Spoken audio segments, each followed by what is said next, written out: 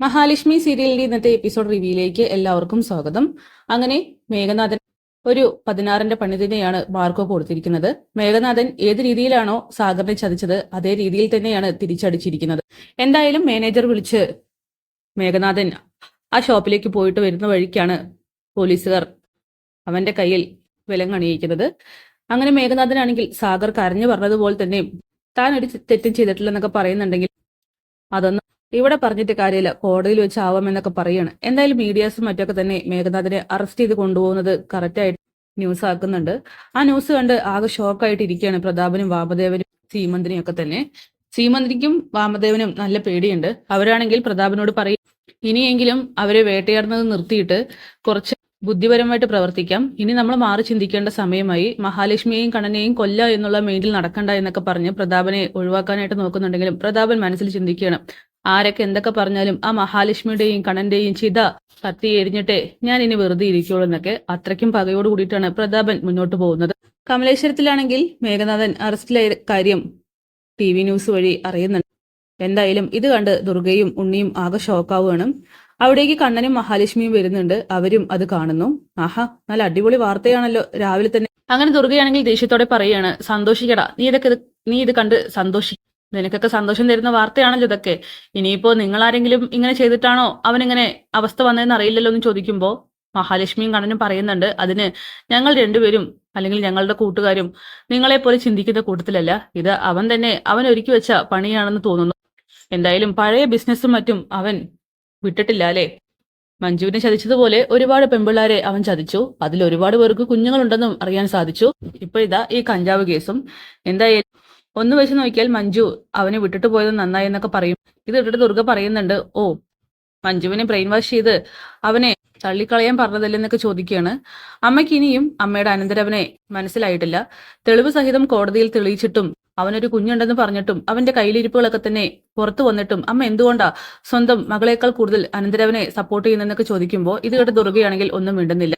അങ്ങനെ ദുർഗ തിരിച്ചടിക്കുന്നുണ്ട്. മഞ്ജുവിനോട് ഇഷ്ടമുണ്ടായിട്ടാണോ അവൾക്ക് ജീവിക്കാൻ പരഗതി പോലും ഇല്ലാതെ ഇങ്ങനെ അലയുന്ന സമയത്ത് അവളെ ചേർത്ത് പിടിക്കാത്തതെന്നൊക്കെ ചോദിക്കുമ്പോൾ മഹി പറയേ, അവളോട് ഇഷ്ടമില്ലാത്തതുകൊണ്ടല്ല, സാഗറിനെ വിട്ട് അവൾ എപ്പോൾ വരാൻ തയ്യാറാകുന്നോ ആ നിമിഷം അവളെ ഞങ്ങൾ സ്വീകരിക്കും. കാരണം അവൾ എപ്പോഴും ഞങ്ങളുടെ അനിയത്തിയാണ്. അവളെ നേർവഴിക്ക് നയിക്കാൻ തന്നെയായിരുന്നു ഞങ്ങൾ തീരുമാനിച്ചിരുന്നത്. പക്ഷെ ഞങ്ങളുടെ വാക്ക് കേൾക്കാതെ അവൾ ആ മേഘനാഥനെ വിവാഹം കഴിച്ചു. എന്തായാലും അവൾ അങ്ങനെ സാഗറിനെ വിട്ടിട്ട് വരികയാണെങ്കിൽ ഉറപ്പായിട്ടും ഞങ്ങൾ അവൾക്ക് ഒരു ജീവിതം കൊടുക്കുമെന്നൊക്കെ മഹാലക്ഷ്മി പറയുകയാണ്. പിന്നെ ഈ സാഗർ കഞ്ചാവ് കേസിൽ പ്രതിയല്ലെന്നാണ് പറയുന്നത്. അങ്ങനെ പ്രതിയല്ലെന്ന് തെളിഞ്ഞിട്ടുണ്ടെങ്കിൽ ഉറപ്പായിട്ടും അവനും ഞങ്ങൾ കമലേശ്വരത്ത് ഒരു ജോലി കൊടുക്കുമെന്നൊക്കെ ഉണ്ണിയുടെ മുന്നിൽ വെച്ചിട്ട് മഹാലക്ഷ്മിയും കണ്ണനും പറയും. ഉണ്ണിക്കാണെങ്കിൽ ആകെ ദേഷ്യം വരികയാണ്. അങ്ങനെ കണ്ണനും മക്കിയും പോയതിനു ശേഷം ദുർഗയും ഉണ്ണിയും സംസാരിക്കുന്നുണ്ട്. എല്ലാം കൊണ്ടും നമ്മൾ തകർന്നടിയുന്ന അവസ്ഥയിലാണ്. എന്തായാലും തൃക്കാർത്തിക ദിവസം അത് അയാൾക്ക് അത്ര നല്ല ദിവസമല്ല. അന്നത്തെ ദിവസമാണല്ലോ ഇയാൾ മലയ്ക്ക് പോകാനായിട്ട് തീരുമാനിച്ചിരിക്കുന്നത്. അന്ന് അയാൾക്ക് എന്തെങ്കിലും സംഭവിക്കുമെന്നൊക്കെ പ്രതീക്ഷിക്കാമെന്ന് ഉണ്ണിയാണെങ്കിൽ ദുർഗയോട് പറയുന്നു. കരുണയാണെങ്കിൽ എന്നെ അപമാനിക്കുന്നിടത്തോളം അപമാനിച്ചു കഴിഞ്ഞു. അവൾ ഇങ്ങോട്ട് തിരിച്ചു വരില്ലെന്നാണ് പറയുന്നത്. ഇവരുടെ അഹങ്കാരം കാണാനൊന്നും അവൾക്ക് വയ്യത്രേ. ഇത് കേട്ട് ദുർഗയാണെങ്കിൽ ആകെ വല്ലാതെയാവുന്നു. തന്റെ മക്കളുടെ ജീവിതം രണ്ടു വഴിക്കായല്ലോ എന്ന് അവർക്ക് ഒത്തിരി വിഷമാവുകയാണ്. കണ്ണനാണെങ്കിൽ അങ്ങനെ പൂത്തൊലിയുന്നു. പിന്നീട് മേഘനാഥനാണെങ്കിൽ ജയിലിൽ ആ സെല്ലിൽ അങ്ങനെ കിടക്കുക. അവനാണെങ്കിൽ ആകെ വീർപ്പ് മുട്ടുന്നുണ്ട്. ഈ സമയം അവിടേക്ക് മാർക്കോയാണെങ്കിൽ മാസ് എൻട്രി നടത്തി അവനെ കാണാനായിട്ട് എത്തുകയാണ്. മാർക്കോയെ കാണുമ്പോൾ തന്നെ മേഘനാണെങ്കിൽ ആകെ ഷോക്കാവുന്നു. എങ്ങനെയുണ്ടടാ ഇവിടത്തെ ജീവിതം? നിനക്കത്ര പുത്തിരിയല്ലെന്നറിയാം, എന്നാലും ഒരുവരെ ചതിക്കുമ്പോ അതേ പണി തിരിച്ചു കിട്ടുമെന്ന് നീ ഓർക്കണമായിരുന്നു എന്നൊക്കെ പറയാണ്. എടാ, അപ്പൊ നീയാണോ? അതെ, ഞാൻ തന്നെയാണ് അങ്ങനെ ചെയ്തത്.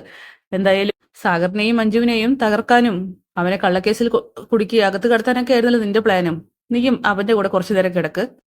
പിന്നെ മഞ്ജുവിനെയും സാഗറിന്റെയും ജീവിതം വഴിപൊട്ടിക്കാൻ നീ ഇനി പുറത്തുണ്ടാവരുത്.